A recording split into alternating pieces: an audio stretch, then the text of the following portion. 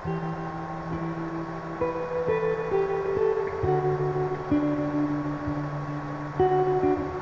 বন্ধুরা, আসসালামু আলাইকুম। আজ আমি আপনার জন্য নতুন একটি ভিডিও নিয়ে এসেছি।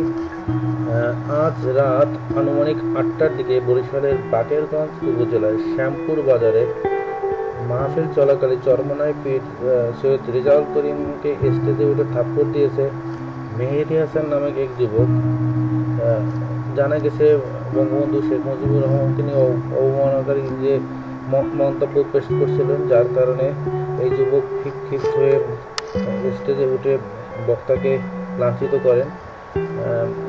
মাহফিলটা চলছিল বরিশালের বাকেরগঞ্জ উপজেলার শ্যামপুর বাজারে। চরমোনাই পীরের এই মাহফিল অনুষ্ঠিত হয়। চরমোনাই সৈয়দ রেজাউল করিম মাহফিল পরিচালনা করেছিলেন, উনি সভাপতি ছিলেন।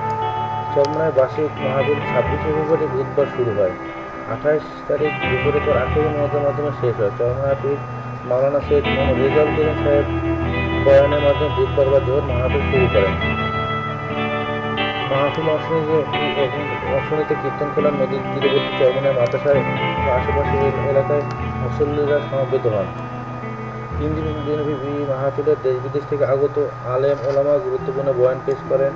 মাহফিল চলাকালে প্রতিদিন বাদ ফজর মাগরিব পর চরমোনাই পীর মুফতি রেজাউল করিম মুরব্বীর উদ্দেশ্যে হেদায়েত বয়ান পেশ করেন। ইসলামী আন্দোলন বাংলাদেশ নায়েব আমির মুফতি সৈয়দ মোহাম্মদ ফজলুল করিমের গুরুত্বপূর্ণ দ্বীনি বয়ান পেশ করবেন। এছাড়া মাওলানা সৈয়দ মোসাদ্দেক বিল্লাহ আল মাদানী, মুফতি সৈয়দ মোহাম্মদ আবুল খায়ের, মরহুম পীর সাহেব খলিফা মাওলানা আব্দুর রশিদ, পীর সাহেব বগুড়া আল্লামা নুরুল হুদা ফয়েজী, পীর সাহেব করিমপুর ও অধ্যক্ষ মাওলানা ইউনুস আহমেদ পীর সাহেব খুলনা উপস্থিত থাকবেন। মাহফিলের দ্বিতীয় দিনে বৃহস্পতিবার সকালে ইসলামী আন্দোলন বাংলাদেশ উদ্যোগে উলামা মাশাআল্লাহ সম্মেলন ও তৃতীয় দিন বৃহস্পতিবার ইসলামী ছাত্র আন্দোলন নামক সম্মেলন অনুষ্ঠিত হওয়ার কথা রয়েছে। এবছর মাহফিলে বয়ান লাইভ প্রচার করবে একটি ওয়েবসাইট, যেটা সক্রিয় থাকবে বলে জানা গেছে। এবার মুসল্লির জন্য মোট 5টি মাঠে 10টি বর্গমিটার বেশি প্যান্ডেল ব্যবস্থা করা হয়েছে।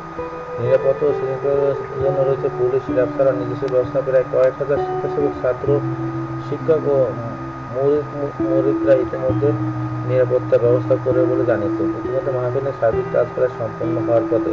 পুরো মাহফিল নিয়ন্ত্রণ ও পর্যবেক্ষণ থাকবে ক্লোজ সার্কিট ক্যামেরা ব্যবস্থা। বিদ্যুৎ সেবা নিশ্চিত করতে প্রস্তুত রাখা হবে হাই ভোল্টেজ অটো জেনারেটর। আগত মুসল্লিদের স্বাস্থ্যসেবা, ভেষজ চিকিৎসক তত্ত্বাবধানে থাকবে একটি দল, মেডিকেল টিম কাজ করবে।